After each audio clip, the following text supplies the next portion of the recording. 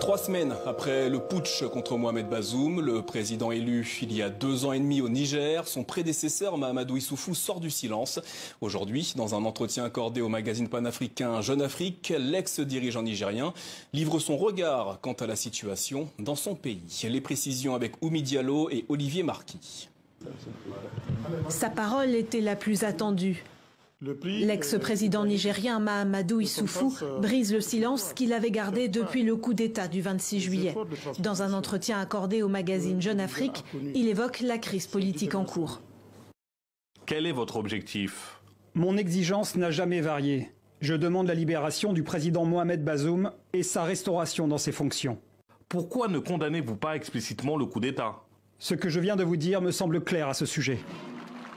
Président du Niger pendant 10 ans, en 2019, il choisit Mohamed Bazoum, son ancien bras droit, pour prendre la tête du PNDS, le parti au pouvoir. En 2021, Mohamed Bazoum remporte la présidentielle et succède ainsi à Mahamadou Issoufou. Ce dernier s'était fendu d'un simple tweet 4 jours après le putsch militaire, un silence qui avait alimenté nombre de rumeurs qu'il démente aujourd'hui fermement. Jusque dans l'entourage du président Bazoum, certains n'hésitent pas à vous accuser de manipuler les généraux, voire d'être le cerveau du putsch. Comment réagissez-vous? Très mal. Je me sens insulté, meurtri dans mon intelligence. Tout cela est archi-faux. Ceux qui propagent ce type de rumeurs sont ceux-là même qui, dès le premier jour, ont cherché à nous diviser, Bazoum et moi. Mais notre amitié a toujours été plus forte que cela. Et puis, posez-vous la question, qu'aurais-je à gagner dans ce scénario? Rien. Qu'aurais-je à perdre? Tout. Mahamadou Issoufou affirme être quotidiennement en contact avec Mohamed Bazoum quant à une intervention militaire de la CEDEAO. C'est l'ultime recours. Mahamadou Issoufou est laissé libre par la junte, mais vit reclus dans sa résidence de Niamey avec sa famille proche. Tentons d'y voir plus clair au sujet de l'entretien de Mahamadou Issoufou à Jeune Afrique avec Ousmane Diaye, rédacteur en chef Afrique à TV5 Monde. Bonsoir Ousmane. Bonsoir. Le coup de force au Niger a eu lieu le 26 juillet dernier. Nous sommes aujourd'hui le 17 août. Au-delà de la temporalité, en quoi cet entretien de Mohamed Bazoum à Jia est important? Enfin, je pense que la temporalité, c'est pas le plus important. Le plus important, c'est depuis le coup d'État, il ne s'est pas exprimé. C'est sa première prise de parole clairement, en dehors d'un tweet quasi laconique et de principe. Première chose. Deuxième chose, c'est important parce que il est une figure centrale de la vie politique. Certes, le président Mohamed Bazoum l'a remplacé, mais le président Issoufou était partout, dans les sommets. C'est-à-dire, vous allez au sommet de l'Union africaine, à l'Assemblée générale de l'ONU, dans tous les grands rencontres, il était là, il était présent à divers titres. Et puis, du point de vue même de la symbolique, il y avait une forme de cohabitation. C'est-à-dire, il vit jusqu'à ce soir dans une annexe du palais présidentiel. Donc, depuis quelque temps, on a l'impression, peut-être à tort ou à raison, mais en tout cas, on a l'impression, et ça a été compris par une bonne partie des Nigériens et une bonne partie des observateurs, une forme de dualité du pouvoir. Et cette dualité-là fait que, quelque part, tout le monde s'attendait à ce que Issoufou rompt la parole.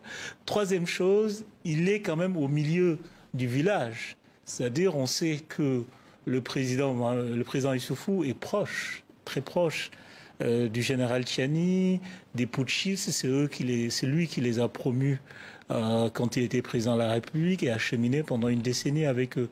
Et aussi proche du président Bazoum. Et d'ailleurs, il réaffirme cette proximité ce soir. Dans cet entretien à Jeune Afrique, Mahamadou Issoufou ne condamne pas explicitement le putsch contre son successeur Mohamed Bazoum. Que faut-il en conclure? Enfin, je pense qu'il faut surtout se garder de conclusions parce que ce serait hâtif. On n'a pas sans doute tout le récit pour pouvoir faire des conclusions. Maintenant, on peut faire une observation ou même des observations. Le président Issoufou est très clair, a toujours eu une ligne très claire sur les coups d'État, condamnation. Là, on le voit, il évite le mot. Ça traduit, à mon avis, cette situation très inconfortable dans laquelle il est. Il est entre le marteau et l'enclume, entre le marteau des putschistes et l'enclume de son parti et du PNDS. L'ancien président nigérien qui se sent insulté face aux accusations selon lesquelles il serait le cerveau de ce coup de force au Niger. D'où viennent ces accusations? Ça vient beaucoup de l'entourage proche du président Mohamed Bazoum. Alors, il faut quand même être assez équilibré et juste.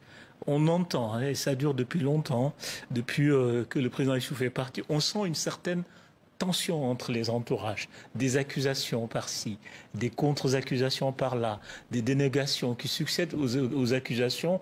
On voyait clairement qu'il y avait une situation qui pourrissait petit à petit, et je pense que le coup d'État a fait libérer une sorte de retenue qu'on trouvait pendant que le président Bazoum était en place, et ça l'est plus. Donc toutes ces accusations viennent essentiellement du camp Bazoum, mais aussi du camp Issoufou.